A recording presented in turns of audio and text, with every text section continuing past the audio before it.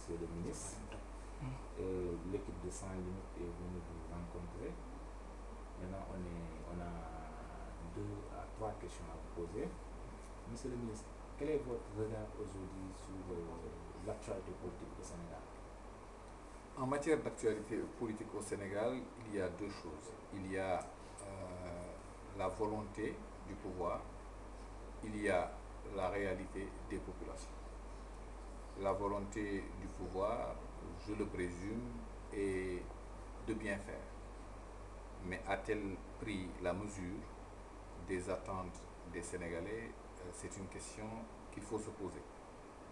Dans la mesure où, après 1 an et demi d'exercice du pouvoir, l'avis le plus largement partagé est que les questions posées en 2012 pour changer de chef de l'État n'ont pas encore trouvé de réponse. Et la meilleure illustration de cela, c'est le fait que le président a estimé devoir changer l'équipe gouvernementale, ce qui équivaut à une sanction de leur contre-performance. Je pense que c'est une lecture juste de la réalité objective. Je suis de ceux qui pensent que le président de la République devrait reprendre l'initiative. Reprendre d'abord l'initiative d'écoute des forces politiques dans le pays, reprendre l'initiative d'écoute des forces sociales et apporter des réponses qui ne soient pas fonction du calendrier électoral. À chaque fois qu'un dirigeant ou qu'une équipe dirigeante est obnubilée par un agenda électoral, elle n'apporte pas les réponses justes aux attentes des populations.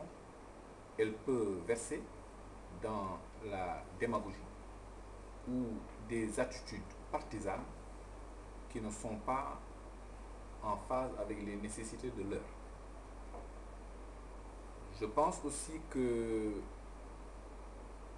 le président de la République n'a peut-être pas assez tenu compte du fait que celui qu'il vient de battre avait quand même 36% des voix au premier tour. Et qu'en valeur absolue, après le second tour, il avait plus de voix qu'au premier. Et que donc il y a ces 36% de Sénégalais qui sont là et auxquels il ne s'adresse pas. Il s'adresse à ces 25% du premier tour. Il s'adresse également à la clameur qui a présidé au second tour de l'élection, au ralliement de personnes qui n'étaient pas forcément convaincues par le programme Yoonu Yokkute, mais qui ont cédé à la clameur Nadem, Nadem, Nadem, Nadem. Mais Nadem, ce n'est pas un programme. C'est un cri du cœur, c'est à la limite l'expression d'une angoisse, mais ce n'est pas une réponse politique à la désespérance des gens. Alors, si vous me demandez de me prononcer sur la réalité politique du moment, je pense que la réponse apportée pour le moment est politicienne, dans la mesure où elle répond à une revendication des membres de l'APR qui souhaitaient que sorte de leur rang un Premier ministre de leur couleur, mais ont-ils pris la pleine mesure des attentes des autres Sénégalais? C'est une question que je me pose, que je pose à mes concitoyens. J'estime que le Sénégal doit tourner la page de la politique politicienne. Le Sénégal doit rassembler ses forces autour de l'essentiel, sortir notre pays de l'ornière et le porter sur les rails de l'émergence. Très bien. Deuxième question. Que pensez-vous de la nomination de Madame Mimi Touré à la station primordiale? Si l'on sait qu'aujourd'hui le Sénégal vise sa situation économique, on a plutôt besoin d'un Premier ministre qui peut faire la relance de l'économie sénégalaise, contrairement à la dame, même si l'on nous dit qu'elle est économiste. Écoutez, Le président Macky Sall a été élu sur la base d'une clameur tendant à faire croire à l'opinion publique sénégalaise que tous les acteurs du régime Abdoulaye Wade étaient des pillards.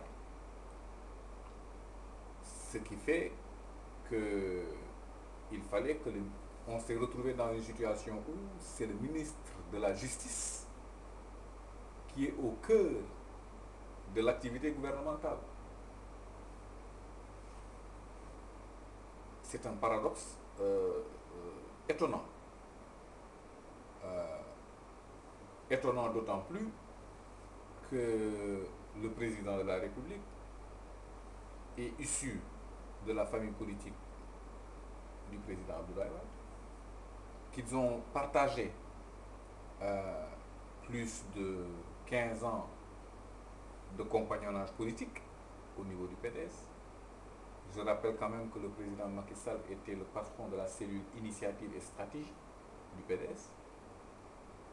Je rappelle également que le président Macky Sall est le seul Sénégalais ayant occupé sous Wade les fonctions successives de directeur général, de ministre 3 fois, de premier ministre, de président de l'Assemblée nationale, et qu'il fait quand même partie du bilan du président Abdoulaye Wade. Et ça, on ne peut même plus le dire maintenant, dans la mesure où, par une hypocrisie généralisée, on tend à instaurer une sorte d'omerta sur ce qui s'est passé depuis plus de 15 ans. Personnellement, pour n'avoir pas été militant du PDS jusqu'à ce jour, je dis quand même à ceux qui ont été les compagnons d'Abdoulaye Wade durant tout le temps qu'il cherchait le pouvoir, qu'ils devraient, à défaut de le défendre, ne pas le houspiller. Si parler vous dire quelque chose. Troisième question. Son Excellence, je rappelle que vous étiez ambassadeur du Sénégal au Canada. Alors, nous ne pouvons pas finir cet entretien sans pourtant vous poser sur la scène internationale. Alors, quel est votre point de vue sur ce qui se passe en Syrie? Écoutez, moi personnellement, dès qu'il y a comme ça des situations dramatiques qui mettent en péril la vie d'une nation, je suis très prudent. Je voudrais quand même dire que je me sens solidaire du peuple syrien, que j'exprime pour ma part humaine des prières pour que la paix revienne dans ce pays. Mais je voudrais dire que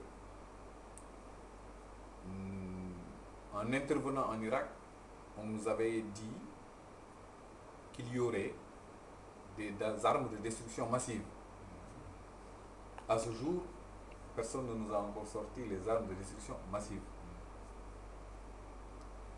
J'entends depuis quelques jours parler d'armes chimiques en Syrie. J'ai simplement peur qu'on nous rejoue la même scène qui n'aurait pas pour objectif l'avenir du peuple syrien, mais qui aurait comme soubassement des intérêts dont nous ne mesurons pas encore la portée.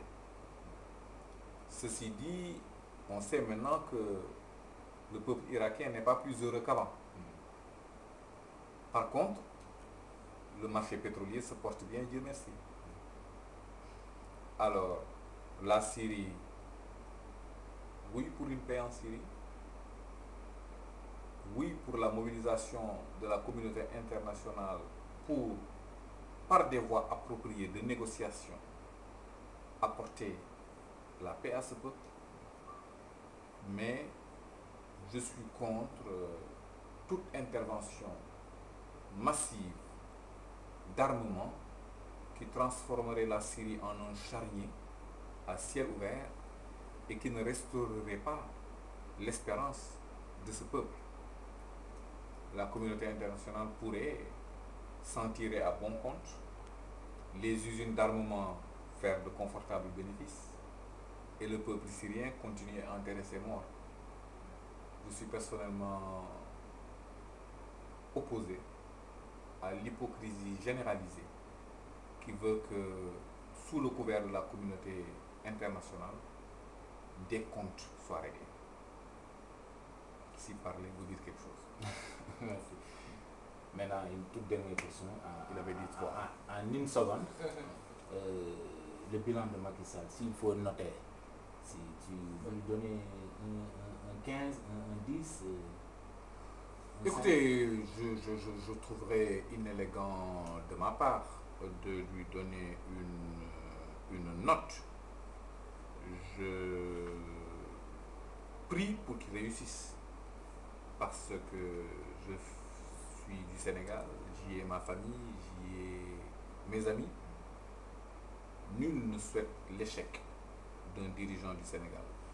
Serigne Abdoul Aziz Sy nous a appris que le Sénégal c'est notre pirogue et que lorsqu'on est dans une pirogue, au lieu de prier pour que votre paquet ne soit pas mouillé, priez pour que la pirogue arrive à bon port. Et vous et votre paquet, vous arriverez sains et saufs de l'autre côté. C'est ma prière pour le Sénégal. Je constate simplement qu'il y a, comme avant, comme du temps de la superpuissance du Parti Socialiste, comme du temps de la superpuissance du PDS, une campagne d'exclusion. Or, le Sénégal ne se fera pas les uns contre les autres. Le Sénégal se fera en restaurant un climat de confiance, un climat d'amitié, qui n'exclut pas la diversité des opinions, la diversité des choix politiques. Mais lorsque vient le moment de résoudre des problèmes tels que les inondations, tels que l'arbitrage sur les prix des denrées de première nécessité, tels que la solution aux problèmes de l'énergie, tels que les problèmes liés à des épidémies ou à des pandémies, à mon avis, il y a des plages de convergence où la classe politique peut bâtir un consensus minimal sur des solutions à apporter. Les solutions de l'énergie, par exemple, n'ont pas 1000 solutions. Il y en a 2 ou 3. On peut réunir tous les experts, opposition comme pouvoir, s'asseoir et trouver une solution faisable sur laquelle, qui ne soit pas liée aux alternances, sur laquelle on peut bâtir un consensus en se disant il nous faut 15 ans pour régler ce problème. Voilà les idées, voilà les moyens, voilà les stratégies. Le Sénégal s'accorde sur un programme de redressement national du secteur de l'énergie valable pour 15 ans. Aucun chef d'État n'a le droit de le remettre en cause parce que c'est dans la durée que certaines solutions se trouvent. Mais ce n'est pas j'arrive, il faut que mes amis entrepreneurs et leur commission aussi. Eh bien, c'est là où le bas blesse.